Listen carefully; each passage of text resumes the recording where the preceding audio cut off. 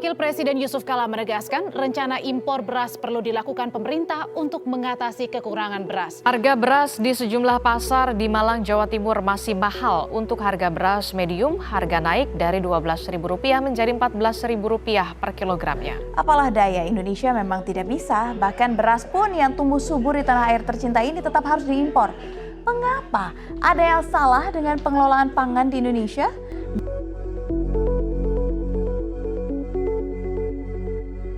Did you know? In August, Malang City faced a rice shortage, leaving families scrambling for the stable food. This is not an isolated incident.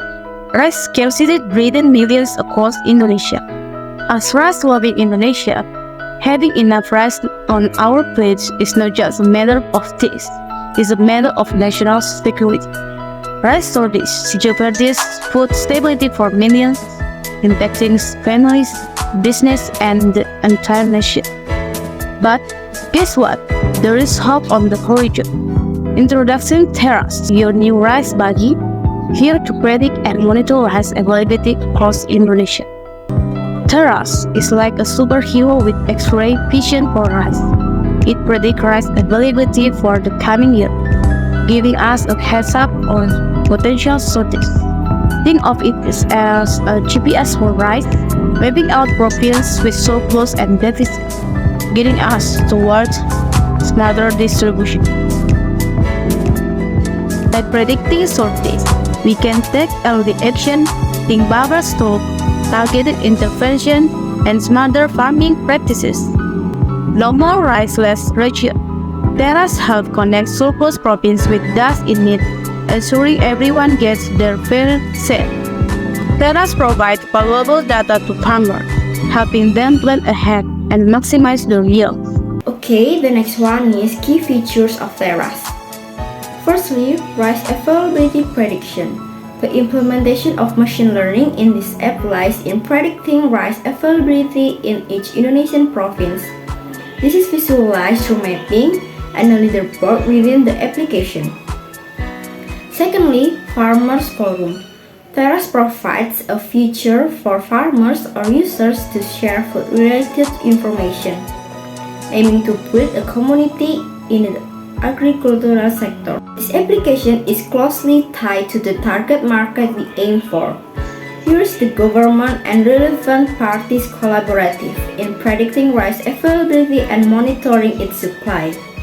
And farmers who are seeking information related to food are encouraged to reach out. This is the design for the application. There is a register screen. A user can be registered with the same email. If user register with the same email, it will be notified by pop-up.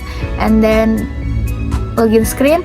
In login screen, if user input the wrong email or password, it will be notified by pop-up too. And then the home screen, if in this screen user can see the top 3 data prediction and the top 3 nearby city that has surplus status. And then in the leaderboard screen, user can see all the prediction data for all the provinces in Indonesia. And then in account screen, it is information user, and user can be logged out in this screen. The hope is that Terras will ease the prediction and monitoring of rice availability, provide visual mapping, and offer a communication platform. We choose this topic and project as a contribution to strengthening food security. We believe Terras can address food availability issues in Indonesia. It's not just about monitoring rice, but also about fostering community engagement in the agricultural and food sector. So, join the rice revolution. Download Terras today and be part of the solution. Let's work together to ensure a rice-bowl future for Indonesia, one grain at a time. Okay, now we move into machine learning section. Before go to our modeling, firstly we come up to prepare the dataset. There are 4 datasets that we use in this project. There are population dataset, rice production dataset, rice consumption dataset, conversion, meal, dry grain. And we get the dataset from BPS and create data dummy for several data histories. Okay, move into pre-process data. We fetch the data, clean the data by drop the UID and group it by the province, and set the datetime as the dataset index.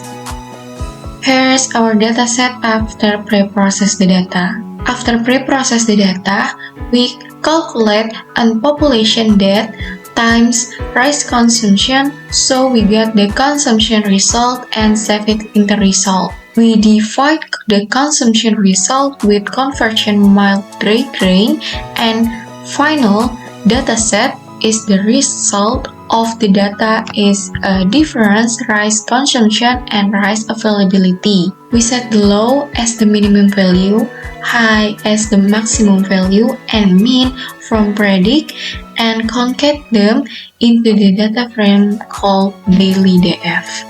The value is mean pretty good to use. So we move into the get output for the predict. Both offload and mobile want some value, so we add latitude data, longitude data, and province, sorted by the most surplus prediction, and we got this value, like this. Okay, next is cloud computing implementations. For the backend, we use Express.js to construct the API endpoints. While user image from forum are kept in cloud storage buckets, user data and the other forum data are kept in Cloud SQL MySQL instance. We deploy our machine learning model using Flash so we can get the prediction results from the URL endpoints. Then, we use Cloud Run to deploy our API and machine learning model in Flash in order to smoothly host and scale our application. After the deployment, we test our API endpoints using Postman before delivering it to the mobile development peers. We can create a dependable and scalable application thanks to this architecture. This application using Jetpack Compose and Kotlin for creating the view and logic of application. This application also using Retrofit library for getting data that has been processed and be stored in the API. And then this application using Google Maps library for getting current user location data and calculate them with the surplus city distance to inform user about the nearby city that has surplus status with them. Okay, next we will explain the budgeting scenario. The first is localization and translation with proportion of 20% and budget of 100 USD. Then there is research and operation which has 9 points with a proportion of 18% and a budget of 400 USD. And point 1, buying like renting things. Point 2, prototyping. Point 3, infrastructure. Point 4, learning and capacity building. Point 5, survey, FGD and data collection. Point 6, transportation expense. Point 7, additional salary for external experts and observer and respondents. Point 8, production preparations and tooling. Point 9, legalities, patent, copywriting, registration, and product certification. In the next category, application development and team salary with a proportion of 40% and a budget 400 USD. And market research, marketing campaign and sales with a proportion of 20% and the budget 200 USD. And localization and translation with 10% proportion of budget 100 USD. Future app development or R&D other expense with a 20% proportion and a budget 100 USD.